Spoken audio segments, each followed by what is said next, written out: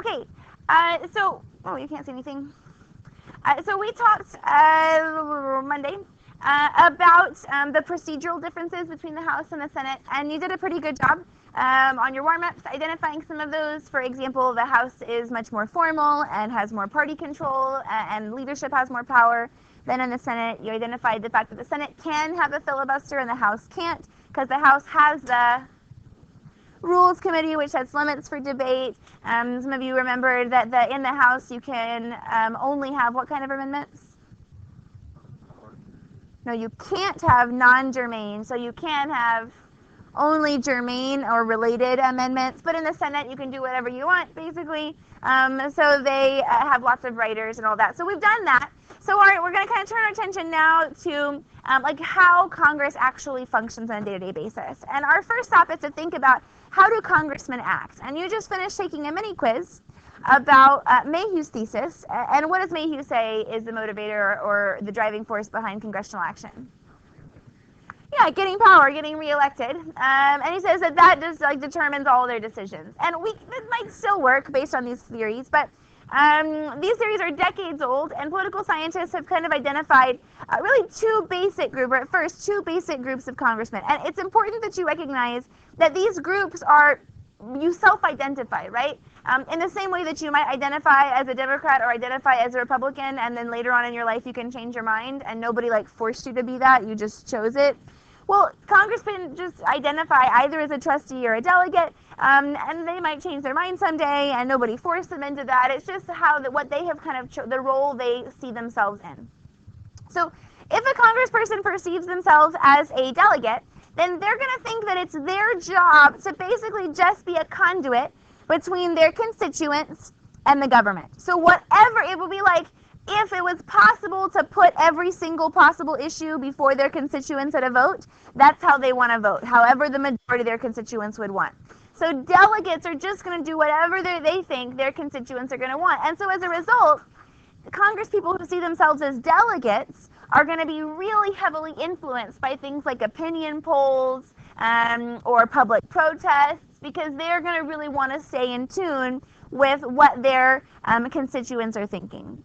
So a delegate does whatever they think their constituents want them to do, even if they think it's a bad idea. It's like, I guess Tim Kaine maybe is a good example of a delegate. So he's publicly said, he's a Democrat. He was Hillary Clinton's running mate, but anyway, not so much anymore.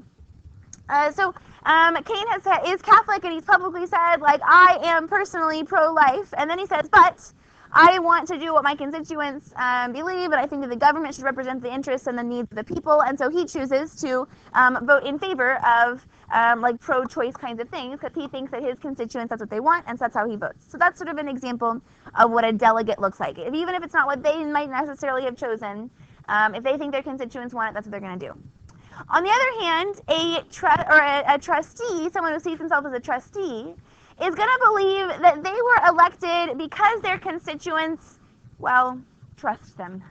And their constituents thought that they were wise and educated and experienced, and that they were sent to Congress by their constituents in order to use their expertise to make good decisions.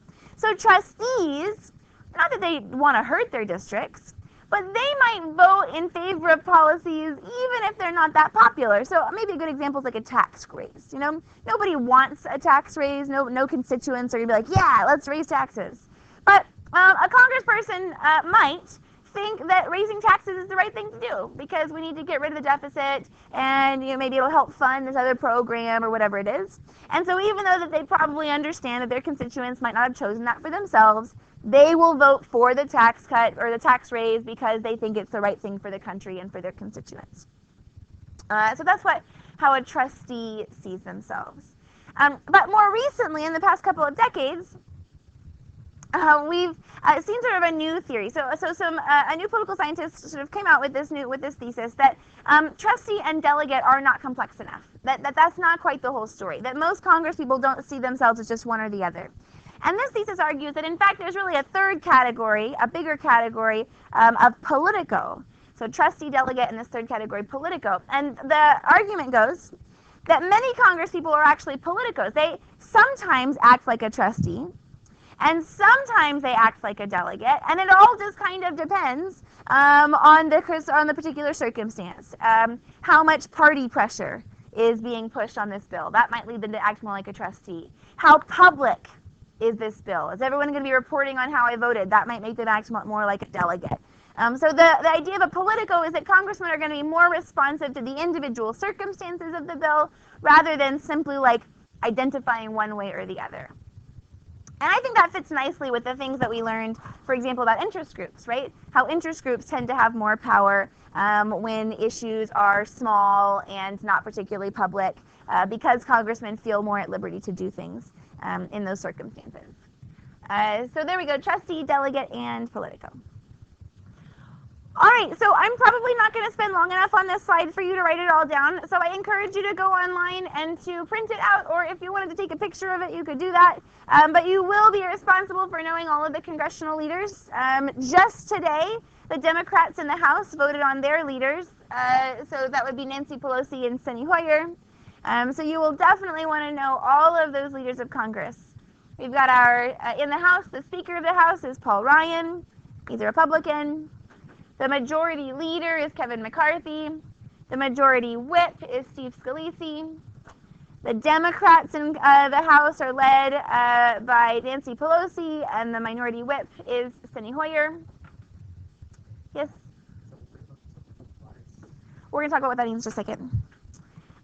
In the Senate, we've got the official leader of the Senate, or president of the Senate, is or will be Mike Pence, the Vice President of the United States. Then the sort of day-to-day leader of the Senate, the President pro tempore, and that's currently Orrin Hatch. Orrin Hatch just happens to be the most senior, meaning he's been there the longest, Republican member of the Senate. So that's how you become the Speaker or the Senate President pro tempore.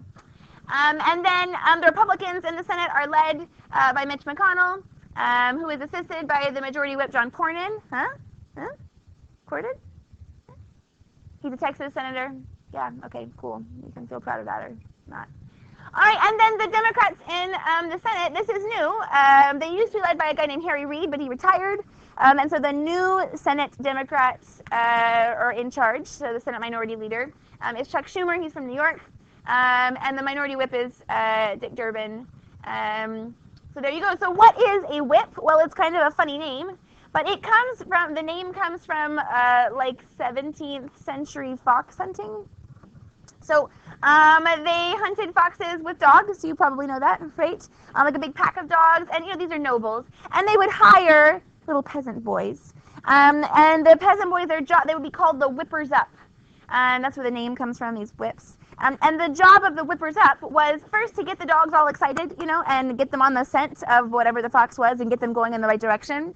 But then also, like, while the hunt was going on, the whippers up were supposed to, like, if a dog got distracted by a rabbit or something, they're supposed to run after that dog and get it back on the right trail, like, focus it back on the actual hunt at hand. So it's a fairly good description of what the whips do. So what they do is it's their job to know all of the members of their party in their house and to get all of them, like, excited about the party's agenda in the house. And whenever important votes come up, it's their job to know how every single person is going to vote. And if somebody in their party is not planning on voting with the party, then it's their job to do what they can to get that person back on track, to get them to vote for the party. Maybe it's like, well, what do you need? Do you want help on this other bill that you're passing? Will that convince you to do here? Can we trade? Whatever it is. It's their job to get all that done. So the whips actually have a lot of power and a lot of influence. And they're kind of doing all the, it's not dirty work, they're doing all the groundwork, legwork for the majority leaders who kind of set the big agenda. So that's what they do. All right, about like 5 more seconds.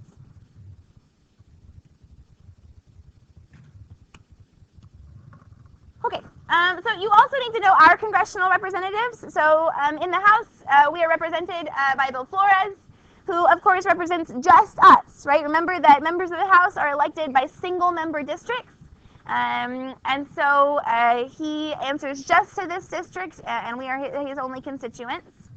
But then we have 2 U.S. senators, and they are elected at large. You just need to know that phrase, at large. That means that it's not like Ted Cruz has one half the state and John Cornyn has the other. Both of them represent the whole state all at one time. So it's really uncommon But it is possible, and some states do split their senators, meaning that most states have either 2 Democrats or 2 Republicans, but it is occasionally true that a state will have 1 Democrat and 1 Republican, because again, they're both elected at large, as opposed to from individual districts. So Ted Cruz and John Cornyn, all of our representatives are Republicans. There are some Democrat members of the U.S. House from Texas, but not from here. Okay, so if a third of the Senate comes up for election every 2 years, do the same, like, do both senators from the same state come up for election at the same time? Yes. Yeah, so each state goes together. Like Cruz and Cornyn will be elected at the same time.